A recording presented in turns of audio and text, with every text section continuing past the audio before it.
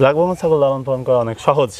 আমাদের দেশে যেগুলো জাত আছে সবগুলো জাত থেকে ব্ল্যাক বেঙ্গল জাতের ছাগল পালন করা সহজ। শুধু একটা খামারিকে যেটুকু খেয়াল রাখতে হবে সেটা হচ্ছে আপনার খাবার ব্যবস্থাপনাটা ঠিক রাখতে হবে আর ভালো একটা বাসস্থান লাগবে ছাগলের জন্য।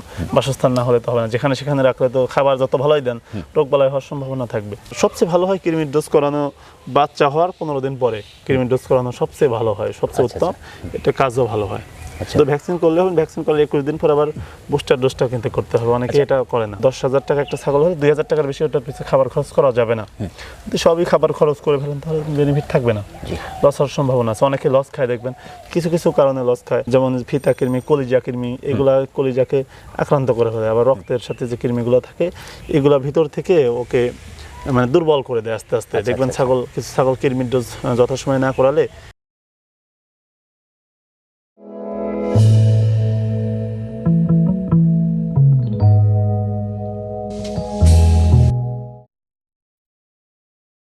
আসসালামু আলাইকুম সম্মানিত কৃষক ভাই বোনেরা, শুভেচ্ছা জানাচ্ছি পাবনা জেলার আমিনপুর তালিমনগর গ্রামের শাকিল ভাইয়ের ছাগল বিক্রয় কেন্দ্র থেকে। দর্শক, আপনারা দেখতে পাচ্ছেন আমার সামনে অসংখ্য ব্ল্যাক বেঙ্গল জাতের ছাগল। এখন বর্তমান সময়ে সারা দেশে কিন্তু ব্ল্যাক বেঙ্গল ছাগল খুবই কম, কারণ উন্নত জাতের ছাগল, বিশেষ করে ক্রস জাতের ছাগল দিয়ে সারা দেশের বিভিন্ন পর্যায়ে সে আছে।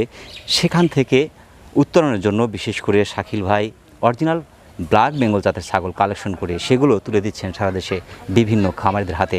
দর্শক, এই ছাগলগুলো কীভাবে লালন পালন করতে হয়, কী ধরনের রোগ ব্যাধি হয়, কোন পরিবেশে রাখতে হয়, কী ধরনের সমস্যার সম্মুখীন হয় এবং কিভাবে পালন করলে আপনি সফলতার মুখ দেখতে পারবেন, বিস্তারিত থাকছে আজকের এই পর্বে। আশা করছি পুরো ভিডিও জুড়ে আমাদের সঙ্গে থাকবেন।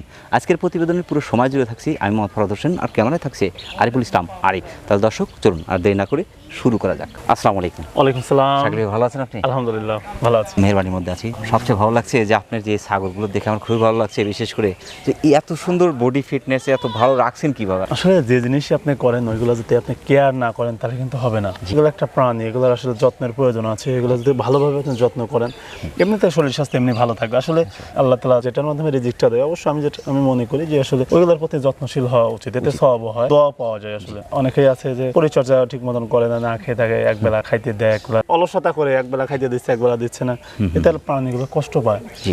আর এগুলো আসলে নিয়ে কাজ করলে এইগুলা কি চায় এটা বুঝতে হবে। যখন আপনি এটুকু বুঝতে পারবেন যে গরু বা ছাগল যাই পালেন যে এরা কি চাচ্ছে বা কল্পনা আপনার মনের মধ্যে আসে, ওদের ভাষা বুঝতে পারেন, অবশ্যই তখন আপনি সফল খামারি হবেন, তার আগে না। আমরা এগুলো নিয়ে কিন্তু লেগে থাকি। আমার কিন্তু আপনি জেনে থাকবেন আমার কিন্তু হাঁস মুরগি হ্যাচারি আছে সারা বাংলাদেশে, আমরা বাচ্চা বিক্রি করি, মূল ব্যবসা ওটা, পাশাপাশি এগুলাই করি। কিন্তু আমি কিন্তু অধিকাংশ সময় আমি এখানে নিজেই সময়, লোক আছে তবুও সময় দিই, কারণ এগুলো যত্নের উপরে অনেক কিছু হয়। যত্ন ভালো নিলে বডি ফিটনেস কেন সব দিকে ভালো থাকবে। আমাদের ছাগলের কোয়ালিটিও দেখা গেল অনেক ভালো, অনেক ভালো। আমরা যথাসময়ে ভ্যাকসিনেশনও করে দেই। ওরা কি চায় আমরা কিন্তু সেটাই দিই। একটু জ্বর আসছে আমরা তাৎক্ষণিক চিকিৎসা দিই, তার মানে কিন্তু জ্বর পুরোপুরি না আসার আগে জ্বর সেরে গেল।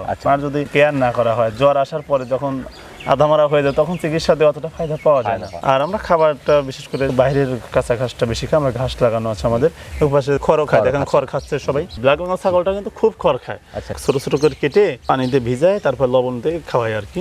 দানাদার খাবার যে বিষয়টা অনেকেই বলে, আসলে ব্ল্যাক বেঙ্গল ছাগল আমি যেটা মনে করি প্রয়োজন হয় না, যে বাইরে থেকে কাঁচা ঘাসটা বেশি করে খেতে পারে বা আপনার লাগানো থাকে ঘাস কেটে এনে খাওয়াইতে পারে। ব্ল্যাক বেঙ্গল ছাগলের আর কি দানাদার খাবারের প্রয়োজন হবে না, ওটাই এনাফ হয়ে যাবে।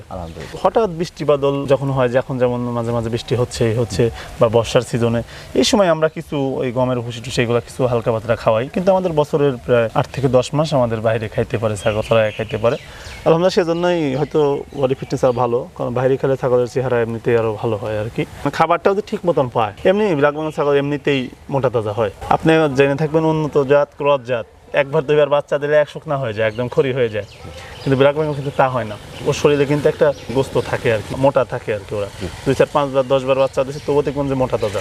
অল্প যত্নতেই এটা ভালোই পাওয়া যায়, যেটা অন্য জাত বেশি যত্ন দিয়ে যতটুকু ফায়দা পাবেন, এটা অল্প যত্ন নিলেও ততটুকু ফায়দা পাওয়া যাবে। ব্ল্যাক বেঙ্গল ছাগল পালনের গুরুত্বপূর্ণ বিষয়গুলো যদি একটু আলোচনা করতে। গুরুত্বপূর্ণ বিষয়, আপনি যদি ছাগল পালন সম্পর্কে আপনার অভিজ্ঞতা থাকে, আসলে এটা অন্য জাতের যে বিষয়টা সেম একই। ব্ল্যাক বেঙ্গল ছাগল লালন পালন করা অনেক সহজ। আমাদের দেশে যেগুলো জাত আছে সবগুলো জাত থেকে ব্ল্যাক বেঙ্গল জাতের ছাগল পালন করা সহজ। শুধু একটা খামারিকে যেটুকু খেয়াল রাখতে হবে সেটা হচ্ছে আপনার খাবার ব্যবস্থাপনাটা ঠিক রাখতে হবে, আর ভালো একটা বাসস্থান লাগবে ছাগলের জন্য। বাসস্থান না হলে তো হবে না, যেখানে সেখানে রাখলে তো খাবার যত ভালোই দেন রোগবালাই হওয়ার সম্ভাবনা থাকবে। ছাগলের জন্য মাছা সিস্টেমটা সবচেয়ে ভালো হয়। মাছ ছাড়াও আপনি করতে পারেন, সেটা আপনার মেজের উপরে, তবুও আপনি দিতে হবে মেজের উপরে চৌকি আছে, চৌকিটা 6 ইঞ্চি উঁচু করে দিয়ে ওইটা আপনার মাচার মতো করে দিলে ওটার উপরে থাকতে পারে। কম খরচ, এটা হচ্ছে কম খরচে ঘর। আমাদের ঘরটা কিন্তু ওই রকমই করা আর কি। এতে হয় কি, শীতকালীন শীতের সময় যে ঠান্ডা বাতাস ভিতরে প্রবেশ করার সম্ভাবনাটা থাকে না। পরিষ্কার কিছু কষ্ট হয় অবশ্য, কিন্তু প্রত্যেকদিন সকালে আমরা ওইগুলো পরিষ্কার করে দিই আর কি, সারাদিনে শুকনো হয়ে যায় ঘর। এখানেও ভালো থাকে আর কি, যদি কেউ বাসস্থানটা ভালো রাখতে পারে, খাবার যে ব্যবস্থাপনাটা, খাবারটা ঠিক মতন দিতে পারে আর কি। সেটা কাঁচা ঘাস হোক আর ভুসি হোক, এই হোক। কাঁচা ঘাস খাওয়ালে আপনার বেনিফিটটা বেশি হয়, কারণ কাঁচা ঘাস খাওয়ালে তো খরচ কম, আর এমনি দানা খাবার যেটা দাম বেশি, সেক্ষেত্রে দানা খাবার খাওয়ানোর প্রয়োজন বলে মনে করি না, না খাওয়ানো উত্তম। খামার করি বেনিফিটের আশায় ভালো কিছু করবো এখান থেকে। সবই যদি খাদ্যের পিছনে খরচ করি তাহলে তো আমার লাভ থাকবে না। এইগুলো কিন্তু খামার করার আগে এগুলো মাথায় রাখতে হবে যে খাবার খরচ বাবদ একটা ছাগলে 10,000 টাকা একটা ছাগল হলে 2,000 টাকার বেশি ওটার পিছনে খাবার খরচ করা যাবে না। কিন্তু সবই খাবার খরচ করে ফেলেন তাহলে বেনিফিট থাকবে না, লস হওয়ার সম্ভাবনা আছে। অনেকে লস খায়, দেখবেন কিছু কিছু কারণে লস খায়। আপনি একটা জিনিস খেয়াল করবেন যে ওই একজন 60,000 70,000 টাকা ছাগল কিনছে একটা, নতুন কয়েকদিন পরে দেখবেন যে বিজ্ঞাপন দিচ্ছে বিক্রির, যে ভাই ছাগল তো আমি বিক্রি করে দিব। তার মানে উনি বুঝতেছে যে আসলে এটা অবশ্যই লস, এটা পালনকারী কোনো কিছু নাই, সেজন্য তারা কিন্তু বিক্রি করে দিচ্ছে। কিন্তু ব্ল্যাক বেঙ্গল ছাগলটা কিন্তু এরকম আপনি খুবই কম দেখবেন, কারণ এটা আপনার বিজ্ঞাপনের প্রয়োজন হয় না। আপনি হাটে নিয়ে গেলেই আপনার ন্যায্য দামটা আপনি পেয়ে যাচ্ছেন। আর যে ছাগলটা 70,000 টাকাতে কিনছে, ওটা বিজ্ঞাপন না দিয়ে হাটে নিয়ে যায়, ওর 20 কেজি গোস্ত থাকলে 20,000 টাকার বেশি দেবে না। জাত নির্বাচনেও কিন্তু একটা থাকে, জাতটা নির্বাচন করতে হবে, ভালো জাতটা। ভবিষ্যতে প্ল্যানিংটা সাকসেসটা অর্জন করে আপনার খুব সহজ হবে, লক্ষ্য পূরণ করতে অনেক সহজ হবে যদি আপনার জাতটা নির্বাচন ভালো করতে পারেন। জাতটা ভালো না হয়, আপনি পরিশ্রম করলেন 2-3 বছর পরিশ্রম করলে লাস্টে দেখবেন জিরো, আপনার দেনা হয়ে যেতে পারেন, লস হওয়ার সম্ভাবনাটা থাকবে। খাদ্য ব্যবস্থাপনাটা আপনার খাবার খরচটা কমায়, বাসস্থান ভালো একটা হলে, আর এই বিষয়ে যদি ধারণা থাকে চিকিৎসা বিষয়, তাহলে আমি আশা করি ওই খামারিকে আসলে আল্লাহ যদি না চায় কেউ ঠেকাইতে পারবে না, সে অবশ্যই সাকসেসের ধারপন্থে পৌঁছাবে ইনশাআল্লাহ। আচ্ছা, রোগ ব্যাধির ক্ষেত্রে যদি একটু বলতেন যে কি ধরনের রোগগুলো মেজর রোগ এবং সেই রোগগুলো থেকে মুক্ত রাখা সম্ভব, এবং কি ধরনের? সব জাতের ছাগল একই রকম, ঠান্ডা কাশি এগুলো হচ্ছে আপনার সাধারণ রোগ, নর্মাল। সবচেয়ে বড় একটা রোগ হচ্ছে পিপিআর। অনেক সময় খোরা রোগটাও হয়, খোরা রোগটা অতটা মারাত্মক, পিপিআর থেকে ঝুঁকি কম, কিন্তু পিপিআর হলে ছাগলটা একটু প্রবলেম বেশি হয়। পিপিআর যথাসময়ে ভ্যাকসিন কমপ্লিট করা থাকলে, ভালো পরিবেশে ছাগল রাখলে, সুষম খাদ্য খাওয়া, পিপিআর হওয়ার সম্ভাবনা খুবই কম। তবু হয়, ভ্যাকসিন দিলে অনেক সময় হয়, কারণ ভ্যাকসিনের কাজ রোগ প্রতিরোধ ক্ষমতা বাড়ানো, রোগ সারানো না। এক্ষেত্রে আপনার 3 থেকে 5 মাসের মধ্যে আমরা ভ্যাকসিন কমপ্লিট করে দিই আর কি, এবং আমাদের খামারিদেরকে আমরা এটা উপদেশ দিই 3 থেকে 5 মাসের মধ্যে আপনারা ভ্যাকসিন কমপ্লিট করে দেন।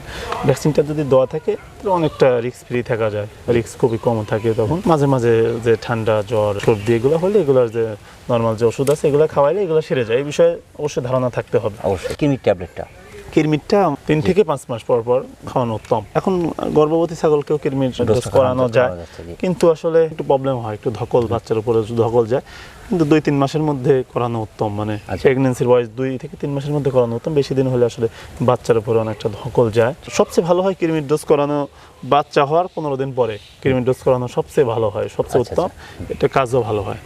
তো ভ্যাকসিন করলে হবে, ভ্যাকসিন করলে 21 দিন পর আবার বুস্টার ডোজটা কিন্তু করতে হবে, অনেকে এটা করে না। কিডনির ডোজটা না করালে কি ধরনের ছাগলের সমস্যা? কিরমির ডোজটা না করালে আসলে কয়েকটা পর্যবিধারে ছাগল আক্রান্ত হয়, তার মধ্যে কিরমি একটা। কিরমির ডোজটা যদি আপনি না করান, আপনার ওরা যে খাবারগুলো খায়, এই খাবারগুলো থেকে যে শক্তিগুলা, যে ভিটামিনগুলা, এটা কিন্তু ওই পরজীবীগুলা, কিরমিগুলা, এগুলা কিন্তু পুষ্টির একটা অংশ ওরা কিন্তু খেয়ে নেয়। ছাগলের বৃদ্ধি ব্যাহত হয়, ছাগল মানে গ্রোথটা ভালো আসে না, আপনার খাবার রুচি থাকে না।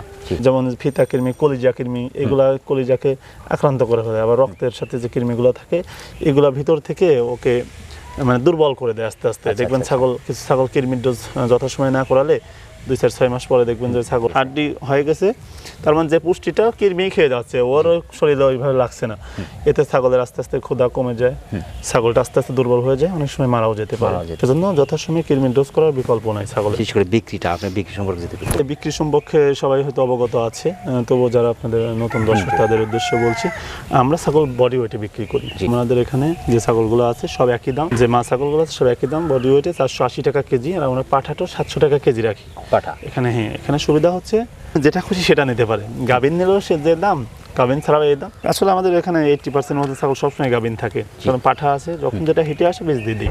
খামারিদের আমরা চয়েস করার সুযোগ দিই, যে আপনি যেটা মন চায় আপনি নেন, সমস্যা নেই, একই দাম। অনেক ছাগল আছে, আপনার পছন্দ মতো ছাগল আপনি বেছে বেছে নেবেন। জি জি জি, খামারিরা সেটাই করে। খামারিরা এই সুযোগটা পাওয়ার কারণে তারা ইচ্ছা মতন ছাগল নিচ্ছে, আমরা শুধু ওয়েট করে দেই।